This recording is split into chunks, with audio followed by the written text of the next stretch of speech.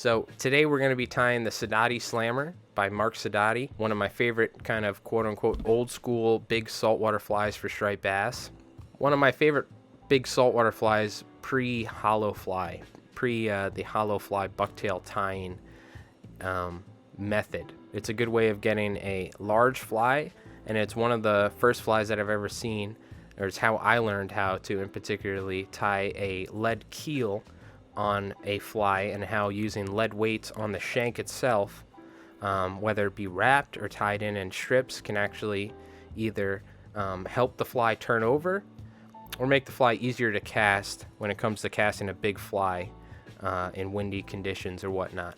So this is an old school Mark Sedotti Slammer that I got from a friend. This was tied by Mark. I have another fly which I could show you here, which is a synthetic version, which I watched him tie way back in the day when I was a kid. He ended up actually giving me this fly. This was back at the a live tying presentation at the Eastern Fly Rodders. If anyone from Long Island remembers the Eastern Fly Rodders, a great fly fishing group that unfortunately isn't around anymore, I don't think.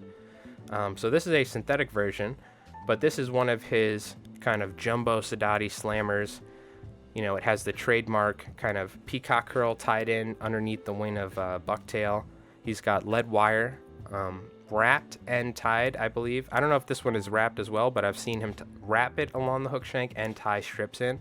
So we're going to be doing both.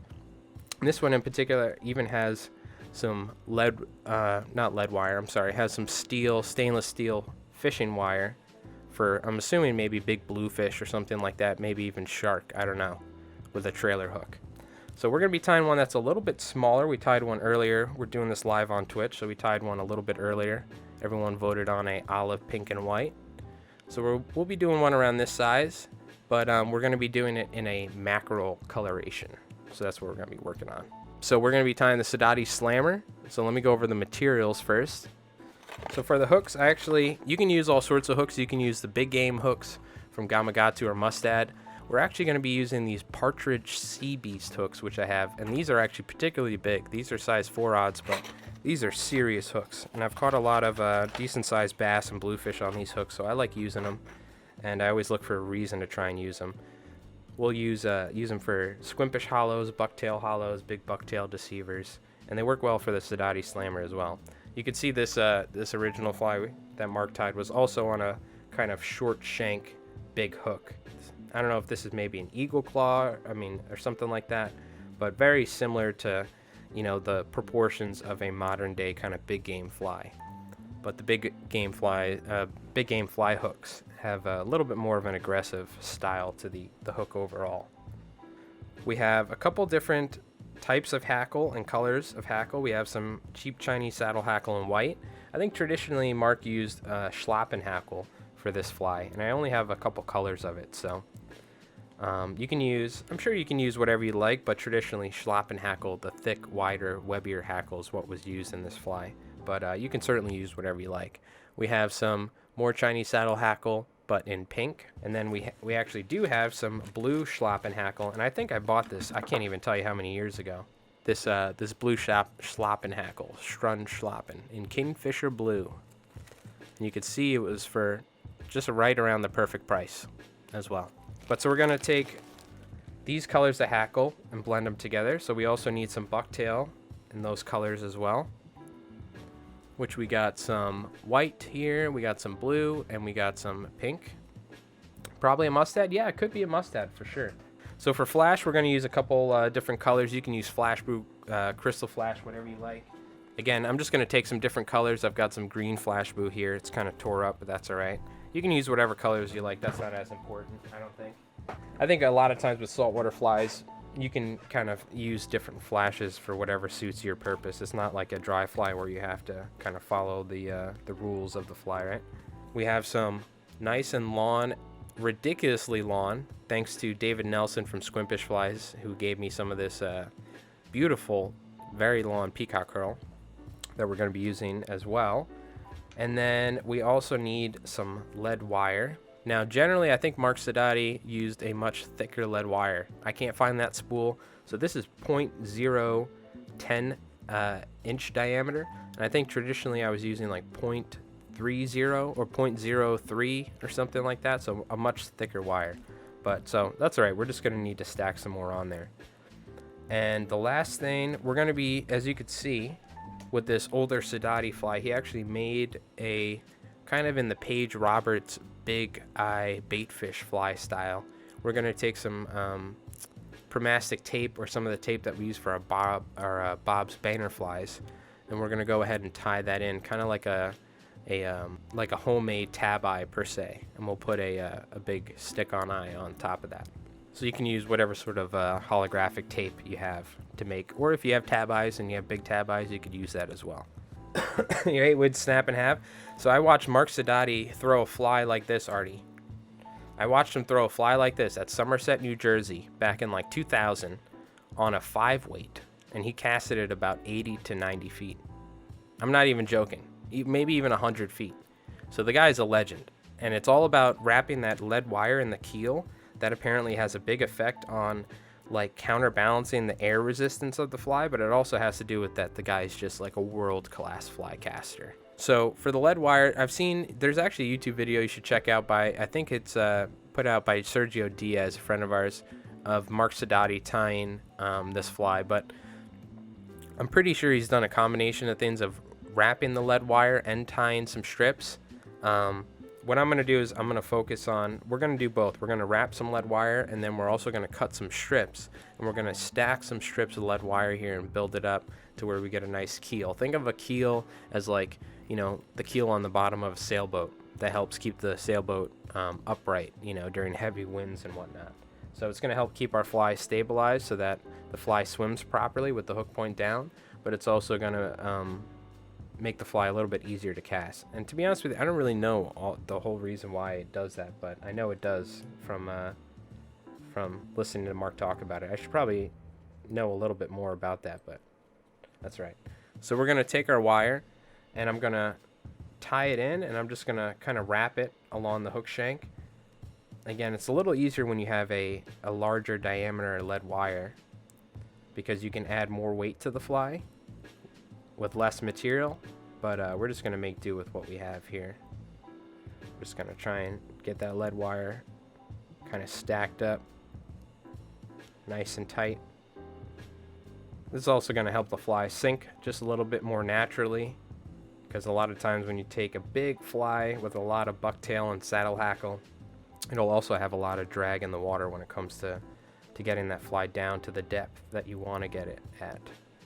But we're not adding too much weight, because it's just going to counteract or counterbalance the wind or water resistance that the having that large amount of bucktail and saddle hackle has. Right? Okay, that should be pretty good. So we're just going to wrap some lead wire. Again, generally I'd be using a much thicker lead wire, but this is what we got. So now also what I do is, when I'm using the thick lead wire, I don't wrap it, because I find it becomes a little unwieldy when it comes to having thick lead wire wrapped and then trying to tie it in stacks. What we're going to do is we're essentially going to cut strips maybe an inch or so long, and we're going to start stacking this lead wire. We're going to try and do like 4 pieces, then 3, then 2, then 1. We're going to try and build like a little pyramid of this lead wire essentially. So I'm going to cut some strips out here, and I do this a lot on big flies. I don't do it on hollow flies because it's not really necessary due to the inherent design of how the material is used to get the shape. You have less material, but it's great for tying big flies with a lot of material that you want a big profile, but you don't want the fly to track properly in the water, as always, right? Drop my lead wire here. So I'm going to start stacking this up on the belly here.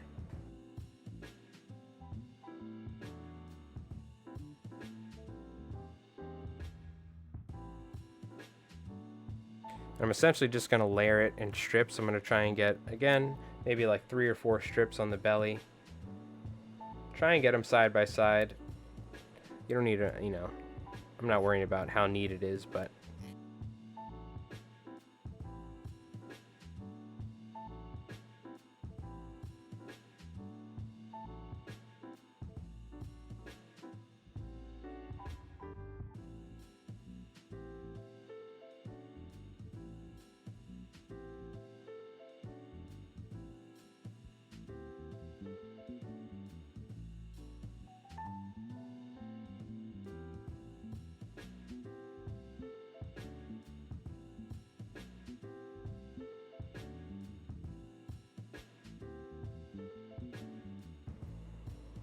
So now on top I'm going to do like 3 pieces here, because we're slowly starting to taper it down, you know.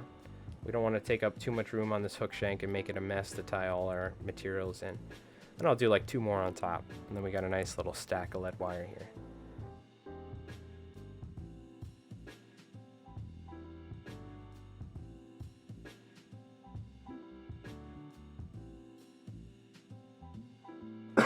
Alright, so we're going to take a little bucktail to start here. We're going to get our saddle hackle tied up. And this little bit of white bucktail here is going to give us like a support or like a pillow for the material that we're going to be tying on.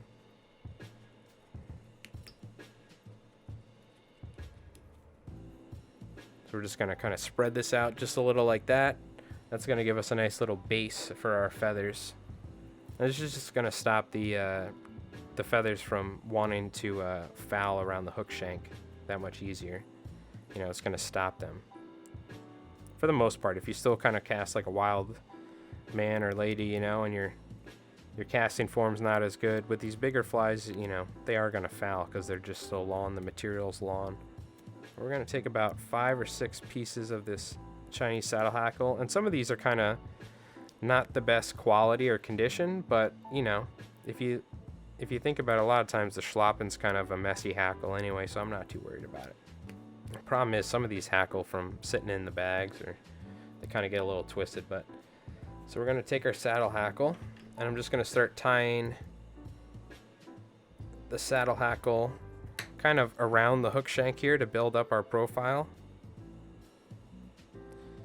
And again, this is, you know, I'm sure this is kind of how I tie the Sedotti Slammer. You know, I always try to add a little bit of, you know, each fly tyer is going to add a little bit of their own kind of personal tying flavor to each fly, right? Their style. So I may do it differently than Mark Sedotti or whatnot, but this is, you know, kind of how I do it. So again, we're just kind of building our profile up here. Just trying to get this hackle laid on here and just kind of slowly moving around the hook shank and getting it tied, so that way we have a nice kind of profile to the fly, and even from underneath it has a nice profile, you know, if a big fish is looking at it or something. We're going for like a mackerel coloration, but you can do them in, you know, tie them in whatever colors you like. I'm just going to be using pink, blue, and white for this one. You know, if you had some, you know, green or yellow hackle, you could throw that in there. Mixed in. So we'll take a couple of these big blue schlappen hackles, and you can see why I think he uses them, because they really do have a, you know, they're much webbier and wider than the traditional hackle. They have a kind of a nice, you know, thickness about them, you know. They have a nice presence in the water, a lot of movement to it. Let's take a couple pinks as well. And again, this is just regular Chinese saddle hackle, but it's good quality pink feathers, that's for sure. So we'll just take 1 pink on either side, just kind of tie this near the top here. We're going for that kind of darker to lighter color. And then we'll go ahead and take our schlappen, our blue schlappen, tie that just on top of the pink. You know, I'm going to try and get the blue to be on top of the pink, and then the pink over the white, so the colors kind of have a nice blend to them, but I wouldn't stress over it too much. So for herring, I definitely want to take some silver Flashabou for sure. We're going to take like some green and some silver. You could take pink, blue, whatever you like. I'm just grabbing a couple of flashes here within reach. We'll take some silver Flashabou and just kind of loop it and tie it on either side. I kind of want the silver more along where the white is, so I'm going to try and get it right in the middle. So now we're going to take some green here, some kind of holographic green. I think that'll fit in with the mackerel color. And we're going to tie this right on the top here. So we have our lead wire tied on there. Now we got our tail section with some flash on there. We'll take a little bit of super glue and just put this over the thread wrapping and the material, just to add some durability to the fly. I just want to cover that. And I just want to tie this grizzly right on the side here. I forgot I had this nice grizzly this grizzly American whiting or this whiting American rooster, grizzly whiting American rooster. So I'm just going to tie this right on the side, kind of give us that mullet type look, right? Now we're going to start tying our bucktail, and the way that Mark Sedotti ties it, he ties it in a high and low style. So what that means is, you know, if you've ever seen the high tie bait fish, we'll be doing a video on the high tie craft for bait fish that we do for saltwaterflies.com. But we're essentially just going to stack the material on top of each other. We're not going to worry about the sides as much. I am going to spread the material to where it does kind of cover the sides. But think of like shingles when you're tying, how they lay on top of each other. We're going to keep moving up doing bucktail collar after bucktail collar. And as opposed to something like a bucktail deceiver where we put more space in between it, I'm going to really kind of stack these up so we can start building up that profile. So we're going to start off with some white here for the belly. And I'm going to do white on the belly, and then we're going to do pink on top, and then we're going to switch over to blue. Again, you could do like yellow, blue, yellow, white, blue, green, pink and white, whatever. You know, I'm just using these colors in particular. So we're going to take our white bucktail, and we're just going to tie this right on the bottom, kind of in front of where we finished our tail section, right? And again, I'm just going to kind of have it spread to the bottom half of the fly, but I kind of want it more focused on the bottom, less on the sides. So now what we're going to do is we're going to take some pink, but we're essentially just going to kind of tie that right on there. And I'm not going too heavy with the bucktail because I am going to kind of stack the collars up as we move to fill up the space. So I don't want to tie too much material. You know, we do have a lead keel on there. I like my flies to appear somewhat translucent in the water. You know, I don't want it to be so much material you can't see any light through it. You know, I'm just going to move up, and I'm going to use this little bump of thread where that last material was tied, and that's going to also help kind of prop that bucktail up. This was kind of pre-hollow fly times, you know. So trying to get a big profile with bucktail, there were, you know, you had to be creative in ways to get a large enough profile to imitate something like a big Atlantic herring or a big Manhattan or something that, you know, big bluefish and striped bass eat. So we'll go ahead with a little white here. And we're essentially just going to slowly work our way up the shank here with the white and the pink to start out with. And again, high and low tie. So kind of focus that bucktail on the bottom and on the top. If you can see your thread on the inside, I'm using this green here so you can see it pretty well. We ran out of the black. Don't worry about it as much because near the end we are going to cover up the sides just a little bit. So just focus with the hair on top and bottom. You can spread it around a little so there's not some big gaps where the material is on the side. But I'm going to make this just a tad shorter than the hair on top. Sometimes, you know, you can do this with larger flies. You can actually go longer with the bucktail or the darker material on top and kind of shorten it with the white hair on the bottom. So don't worry, you know, I have this little bit of if you don't have very long bucktail, as long as you try and keep them somewhat evenly length, you know, that's fine. But you can also go a little bit longer on top. Don't feel afraid. Don't go too long, but just kind of want those colors to kind of blend together in this fly in the water. You can see we already kind of have a nice profile because the bucktail is being tied in front of your ball of thread or where you finished tying the last one, so it always has something to kind of prop it up a little. Kind of already looks very hollow fly-esque in its shape, right? And the good thing is with hollow flies you have to use good quality bucktail. If you have some long bucktail but it's very stiff and doesn't take well to hollow ties because it flares up too much, this might be a good time to use it in this sort of fly. You know, you don't need to worry about it being too, you know, soft enough to being able to bend and apply pressure in front, lay that bucktail down without it flaring too much. Here you're trying to get it to flare, you know, and that's why we're using layering them on top of each other, on top and bottom, because we want that material to get propped up, get that large shape. So we're going to do another white collar here. I think we got enough room for 2 or 3 more collars, probably 2. We'll do white on the belly and blue on top. That's looking pretty good so far. I think we should start tying in some blue here now. Now, the blue is a little bit lighter than what we have in the tail, but that's all right. Just working with what I got here. We tie some blue, pink, and white deceivers for the local fly shop, so nice long, fairly soft blue bucktail here. Some good quality stuff, so we might as well use it on a nice big Sedotti Slammer. And I'm always kind of pulling that material. I always want to make sure it's wrapped tight enough to where the material's not going to fall out or anything. Hey, Nafru, what's going on? Thanks for the raid, my dude. Appreciate that. All right, so we're going to take our Peacock Curl here, and we're going to tie our Peacock Curl to where it's just a little bit longer than the Bucktail, kind of in that trademark Sedotti style. This is one of like the little cool things about the Sedotti Slammer. And I think one of the reasons why he ties it like this is that when tying very long Peacock Curl, it has a tendency to foul under the hook shank. So I think the reasoning behind this is when we tie another Bucktail collar over it, is the Bucktail is going to kind of help keep that in check and stop it from fouling as easily. That's what the reasoning behind that is, at least.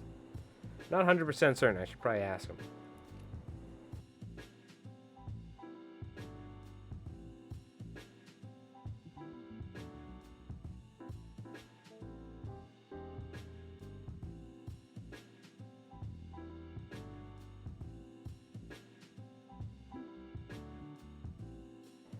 All right, so we'll tie our blue up here.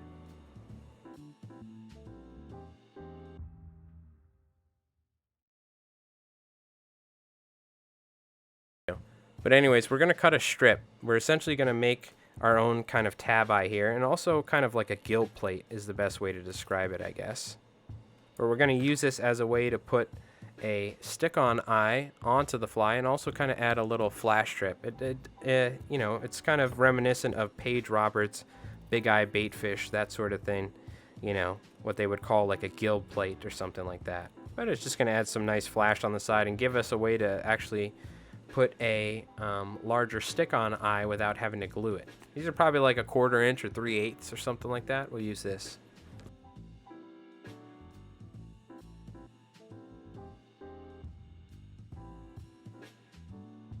But so what we did is we took our strips of holographic tape here, and we taped with some super glue, or glued with some super glue, our stick-on eyes. And these are about I don't know, maybe you know, 3/8 or something like that for the size. This is going to allow us to put some stick-on eyes on here without having to glue the entire side of the fly, which I'm not a fan of when using Bucktail or natural materials. And I'm putting epoxy on the side because it is going to affect the way that the material looks in the water. A little trick here, we're going to take a little bit of hot glue like what we use for the albihors, and we're going to actually take a small dab of it and put it right behind the holographic tape just to kind of lock it down so that way it doesn't move around too much. That's what seems like Mark did on this particular Sedotti Slammer that I have here that we were basing this fly off of. But I'm gonna go ahead and tie this other eye in here.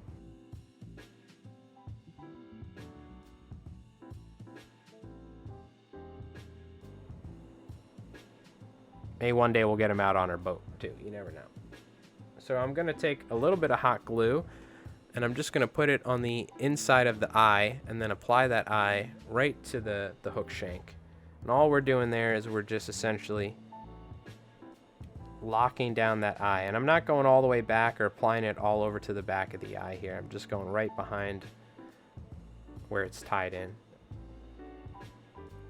That's what it looks like Mark was doing on his flies, so try and stay true to the Sedotti Slammer. And again, I'm sure he ties them in a couple different ways, but this older Sedotti Slammer we have here, what we're modeling this after. So this is kind of after kind of a mackerel or a herring, something like that, which is, you know, they're all very common bait fish, and the striped bass is dyed up here, menhaden, bunker, shad. And to give you an idea, you can tie this fly up to 12-13 inches long, and it'll be a very efficient big striped bass fly, because believe it or not, they actually eat stuff this size. Look at the one we tied compared to the one that Mark Sedotti tied, just to give you an idea how big this thing is. And we actually fish flies like this for striped bass, believe it or not. So, and then last but not least, we'll just take a little super glue or a little head cement, just cover up those thread wraps, and then this thing's good to go. And that's the Sedotti Slammer. So that's the Sedotti Slammer, one of our favorite big game saltwater flies. Again, if anyone hasn't checked out Mark Sedotti's work, you should. There's also, I believe, by Sergio Diaz, there's a video of Mark Sedotti tying this fly, so definitely check it out. This is kind of our take on one of an old Sedotti Slammer I have. And a great fly, you know, either a nice herring or mackerel pattern. Again, you can change the colors up. But the real thing, if you learn a thing or two from this fly, is that lead wire and adding that keel to the fly on a big fly.